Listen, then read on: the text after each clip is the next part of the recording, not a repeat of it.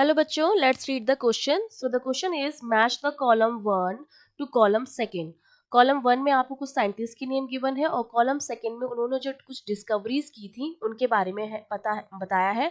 तो हमें कॉलम 1 को कॉलम 2 से मैच करना है कि किस साइंटिस्ट ने कौन सी चीज जो थी वो प्रिडिक्ट की थी या किस चीज के बारे में बताया था। तो देखिए हमारे की कॉन्सेप्ट में हमें क्या पता होना चाहिए।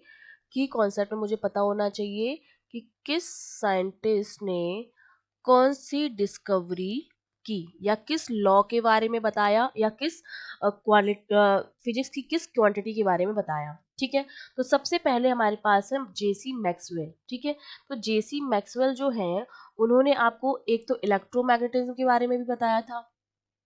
ठीक है, तो हमारा एक तो हो जाएगा उन्होंने, इसके अलावा उन्होंने ऑप्टिक्स में भी, एक तो मैग्नेटिज्म में भी काम किया था। ठीक है, मैग्नेटिज्म में भी काम किया था क्योंकि उन्होंने इलेक्ट्रोमैग्नेटिज्म के बारे में बताया था।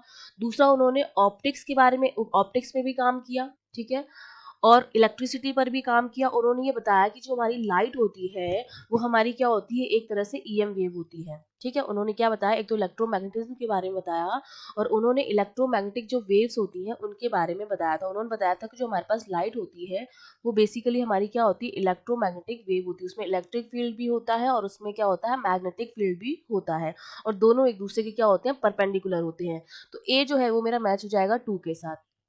ठीक है, सेकंड में आपको दे रखा है कार्यो रूबिया। कार्यो रूबिया ने इलेक्ट्रोमैग्नेटिक फोर्स के बारे में बताया था। ठीक है, इन्होंने एक्सपेरिमेंट किया था और एक्सपेरिमेंट करके उन्होंने बताया कि इलेक्ट्रोमैग्नेटिक फोर्स जो है वो लगता है, अगर इलेक्ट्रिक फील्ड और मैग्नेटिक फील्ड दोनों है तो वहां पर दोनों फोर्स लगते हैं और दोनों फोर्स का जो कॉम्बिनेशन होता है वो हमारा क्या होता है, इलेक्ट्रोमैग्नेटिक फोर्स होता है। इलेक्ट्रोमैग्नेटिक फोर्स, और उसके बारे में इन्होंने क्या किया था, प्रिडिक्ट किया था।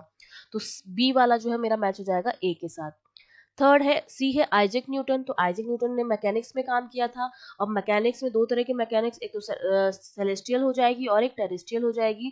तो न्यूटन की जब हम बात करेंगे, एक तो लॉज ऑफ मोशन भी दिए थे न्यूटन ने। ठीक है, जो कि हमारे मैकेनिक्स में आते हैं। तो उन्होंने किस पर काम किया था, मैकेनिक्स पर काम किया था। और मैकेनिक्स के दोनों पार्ट जो होते हैं वो सेलेस्टियल टेरेस्ट्रियल उसमें यूनिफाइड किया था। तो सी वाला मेरा मैच हो जाएगा 3 के साथ।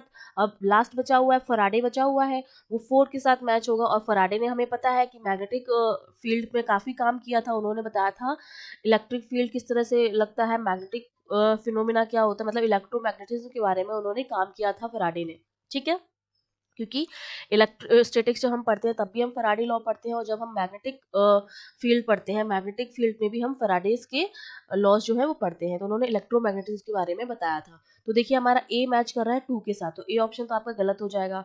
अब बाकी बी सी डी में दोनों में 2-2 है। बी मेरा मैच कर रहा है फर्स्ट के साथ, तो बी मेरा जो है, तो हमारा जो सी ऑप्शन है वो गलत हो जाएगा क्योंकि सी ऑप्शन में बी थर्ड में दे रखा है। अब बचे हैं बी और डी ऑप्शन। तो देखिए सी वाला मेरा मैच कर रहा है थर्ड के साथ, तो डी ऑप्शन हमारा गलत हो जाएगा, बी ऑप्शन जो हो जाएगा हमारा करेक्ट हो जाएगा। I hope you understood well, all the best.